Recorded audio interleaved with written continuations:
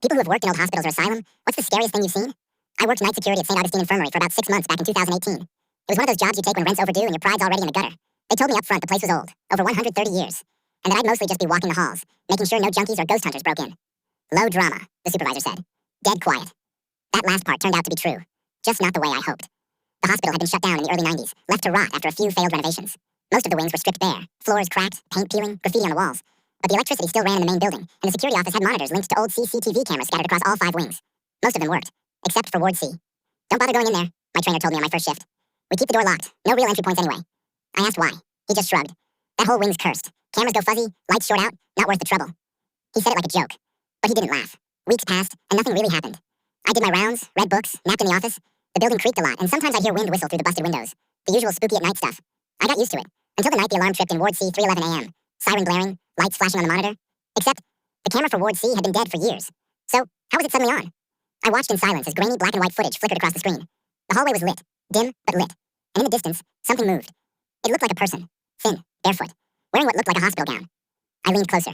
The figure walked slowly, dragging something behind them. An IV stand, maybe? I couldn't tell, but the way they moved, it wasn't normal. Every few steps they'd stop, turn, look back, like they were checking if someone was following them, or if they were being watched. And then they looked straight into the camera, and the feed cut to static. I sat frozen. The alarm stopped. All the other monitors were quiet. Then came the sound. Not from the screen. From the building itself. A bell ringing.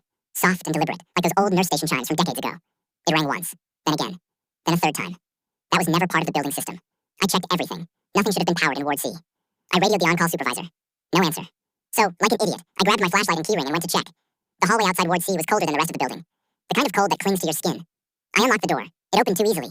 Inside, the air smelled wrong, like bleach and rotting paper. My flashlight flickered as I stepped inside. Everything was still. Dust hung in the air like mist. The walls were lined with old, rusted beds. Faded signs.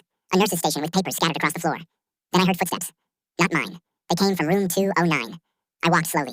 Every step echoed. I reached the room and pushed the door open. Empty. But someone had written on the wall.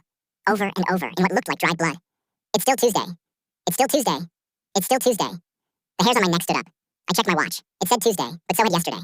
And the day before. I pulled out my phone to double check. Tuesday, February 6th. I remembered February 6th. I'd already worked it. Twice.